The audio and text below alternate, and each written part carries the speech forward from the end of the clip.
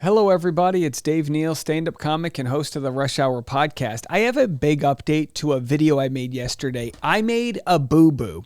I missed the most important part of a clip that I was sharing with you. This video right here, how Blake gains control. Whoops. Actually, I was the whoops. I made the mistake. About 1,000 of you guys messaged me across all platforms. People were knocking on my door. Dave, you missed the important part. So I said, I'm going to redo this and I'm going to get it to you. So please forgive me. I'm going to tell you what happened. I was playing this shoddy Forbes embedded video player and it like kicked back to 0 and I thought I timed it up, but it turns out I leapt over the most damning part.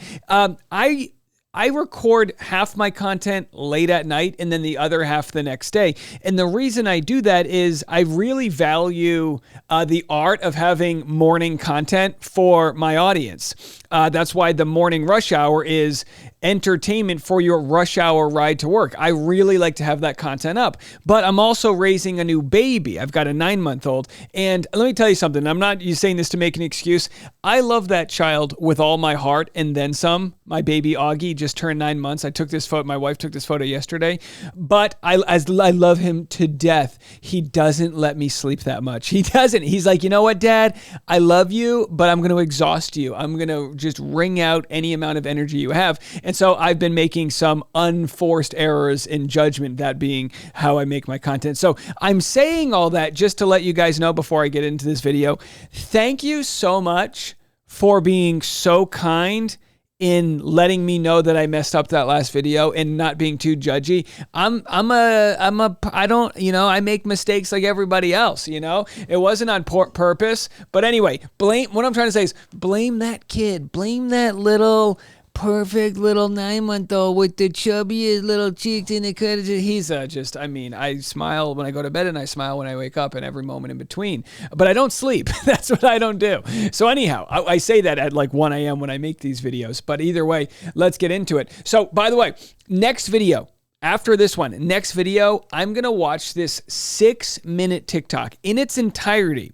This TikTok is trying to, it's gone super viral and it's kind of combining Travis Kelce, Taylor Swift, Blake Lively, Justin Baldwin, the whole thing. It's combining it all into one crazy theory.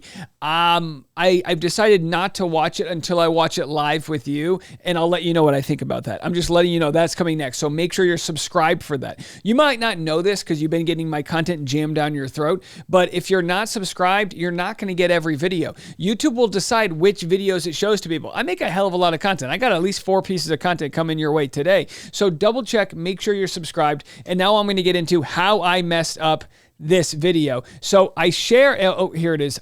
Here's the link. It's a Forbes .com video. It's terrible, like formatting. It's like you click on one thing and it goes to the wrong part. So I'm gonna pick this up right here. But first, because you've been so kind, I'm also gonna share clips from what TMZ has to say about this, and they've got a couple interesting takes. When I would show up on a set, I knew that they just wanted me to show up and look cute and stand on a little pink sticker where I'm supposed to go and say what I'm supposed to say. But I also knew that that wasn't fulfilling for me, that I wanted to be a part of the storytelling, that I wanted to be a part of the narrative. Sometimes. And by the way, that's all fine. You just have to negotiate that into your contract and be more than an actor. Of course, she was signed on just to be an actor. Here's what she had to say, the part that I missed. Again, my greatest apologies. Please accept all of my apologies. That may distract you. I think I've just done it enough. By the way, before we get into it, this wide shot is ridiculous. Could you not have an establishing shot that is that big? Like, what do you? They look like ants. Are they ants? Are these miniature people? You learn to sort of, when I was younger in my life and career, I would sort of shape myself to the version of myself that I thought that they wanted. Or when I would show up on a set, I knew that they just wanted me to show up and look cute. Here it comes. And stand on a little pink sticker where I'm supposed to go and say what I'm supposed to say. Okay. But I also knew that that wasn't fulfilling for me, that I wanted to be a part of the storytelling, that I wanted to be a part of the narrative, whether that be in the writing, in the costume design, in creating the character. Sure. And sometimes I had directors or producers or writers who would welcome that and invite that once they saw that I was able to offer that. And sometimes I would have people who really resented that because they were like, we just hired you to be an actor. Yet when I went in the meetings, I would just seem like I'm just there to be the actor and ready to get the gig. I wouldn't reveal that I actually need to have authorship in order to feel fulfilled. So I think that for them, sometimes that might have felt like a rug pull, because you're like, you're trying to assert yourself into something that we didn't hire you to do. Yeah. Their success. That wouldn't feel like a rug pull. That would be a rug pull. That's exactly what it is. And by the way, it just did it again. Do you see how it went back to zero? I'm going to reset it, but I think that's everything we needed to hear. But the truth is, that's the term they use in Bitcoin, a rug pull, when you create one of those shit e-coins and then it raises a bunch of money and then you sell all your things and then everyone else loses money and you gain money. Like the Trump coin, 800,000 people lost money on the Trump coin. The people in charge of the Trump coin, whoever the hell it was, made $100 million just in the transaction fees, let alone however much everyone made who got in early from the insider trading. But that's a different story. I digress. But the point is, that's what a rug pull is. Did anyone out there lose money on the Trump coin? Or are you holding? I still have the Doge coin. I spent $100 on the Doge coin. It's worth 22 cents now at this point. So either way, they aren't all winners. So yeah, I appreciate those letting me know. But this is exactly what I was talking about, where I couldn't remember where the thing, did I listen to all of it? Now I'm second guessing. Knew that like that wasn't fulfilling for me, that I wanted to be a part of the storytelling, that I wanted to be a part of the narrative, whether that be in the writing. And all right, so she obviously wasn't feeling fulfilled, and of course we get it. Like it's acting. Nobody wants to do just acting. Everyone wants to be collaborative. I was on a film set once and I was standing around and someone needed something, so I like grabbed a cord for somebody and they yelled at me. They're like, "You're not in the electric union or whatever. You can't be doing that." I was like, "I'm sorry. I just wanted to help." I came from independent films where you had to do everything, but in a union project, everyone's got a job. If she starts working on wardrobe, like that's the wardrobe person's job. They got to do the lint roller on you and do the whole thing. Okay, so anyway, that's the clip. Did I miss it? I got it, right? But you can understand what I was talking about. They keep changing the time code on me. All right, let's go to what was said by TMZ. It was actually very interesting, TMZ, because they offered some opinions that I don't think are going to age that well from, I guess this is their assistant or, one of their producers. Pull. It actually is a rug pull. That's exactly what it is. But not in this case, because she was also hired as a producer. And in that 6-minute audio clip that Justin left her, he thanked her for her creative input and said that her notes actually made the music sing better. Her notes were great. And he wanted to share the revised script with her. Yeah, it's called Justin Baldoni was placating her. He was telling her what he needed to say. "Oh, no, we loved it. It was amazing. What you did, you were so helpful." And then they just throw it in the trash. But no, she was hired as an executive producer, which is essentially a participation trophy for A-listers. Executive makes it sound like it's above producer, but it's actually the opposite. It's got no value whatsoever. It's just in name only. So not in this case. You're right. She was hired as one of the producers of this. So you're absolutely right that this one was wrong. They're wrong. She was an executive producer. So they need to be corrected there. I mean, she ended up getting a better producer credit, but that was pretty much through coercion. Some call extortion. It's in secret. But then the issue is, how much power did she try and exercise? Did she go beyond the normal kind of collaboration? And you got to remember, when she's sending Justin, I've got these dragons, Taylor Swift and Ryan Reynolds, that she might be pushing too hard. And I think that's the point. Even before.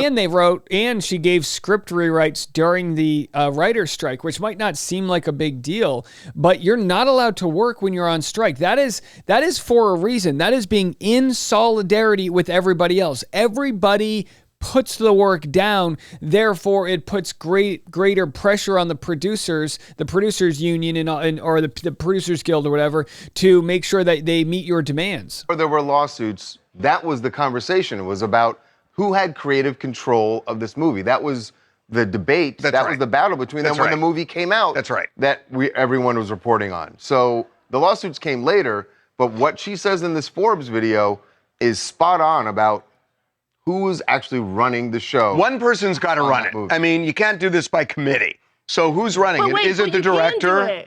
But you have all these other EPs too that also were on Blake's side. There's a whole bunch of more people. It's not just her versus Justin. There was other people on the cast and crew that were also siding with her that were in higher positions than her, and they all wanted her side.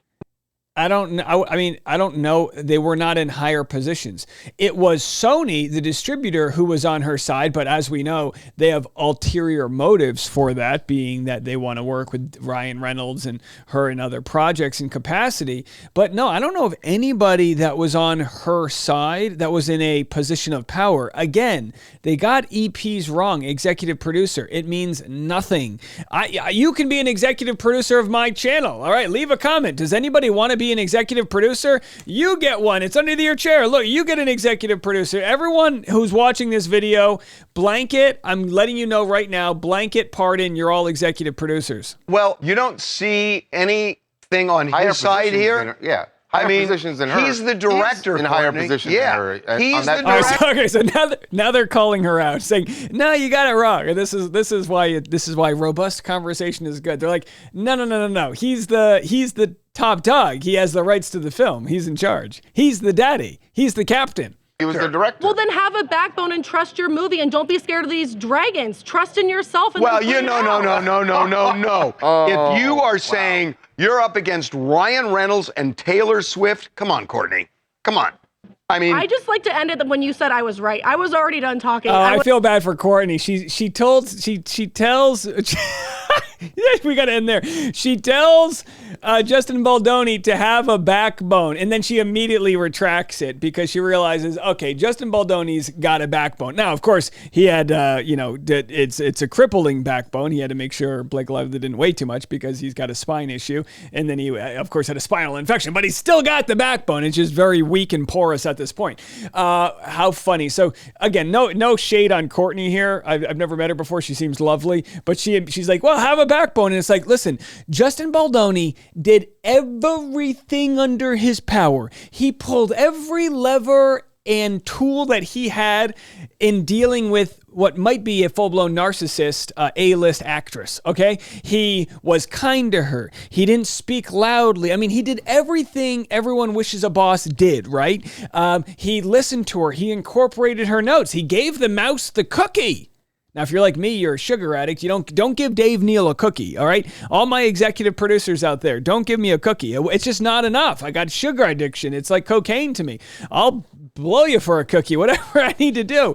I'll snort it. Give me the dang cookie. I haven't had sweets since January 1st, folks. I'm down 11 pounds, but please, somebody help me. But anyway, so it's interesting. I appreciate you guys for letting me know I made a boo-boo. And look, we got more content out of it. Isn't that great? All right, coming up next, we're going to put our tinfoil hats on. Should I get a tinfoil hat? I don't know if it'll interfere with the frequencies of my hair gel or whatever I got. I don't use hair gel. It's all vitamin E and castor oil and mantras. That's what I got up there. That's right, castor oil. Yeah, your boy. I'll put engine oil in there. I'll put WD-40, anything to get a good flow. But either way, good update. And now we know it's, by the way, you guys were right. You guys were dead on. I was missing the rug pull moment. This was, because I was like, well, I don't know. I mean, is it that bad? And I'm not in Blake Lively's pocket. I just made a mistake. It's called ignorance, which, by the way, is a good example. In most cases, we like to think there's grand conspiracies happening with the government and this and that. Most of the time, it's idiots like me who made mistakes. That's most of the case. And here it's like, yeah, this could be, I could see a scenario in which this rug pull she talked about is brought up in court, because it's exactly what they were saying. It's like they brought up a conspiracy saying, well, she kind of wanted to take this from people and she has this way of doing it. And then she literally shares in an interview, well, I come in there and I try to get as much out of it. And by the way, I don't know if that's illegal to try to get more out of your role. I don't think that's illegal per se, until you accuse someone of faking a sexual harassment claim, and then you look at the greater blueprints, and then maybe that all kind of can play together. So will this be brought up in court? I don't know. Let me know to all my executive producers out there. All right, we got more content coming your way. Make sure you're subscribed. Appreciate you guys. We'll be back right after this.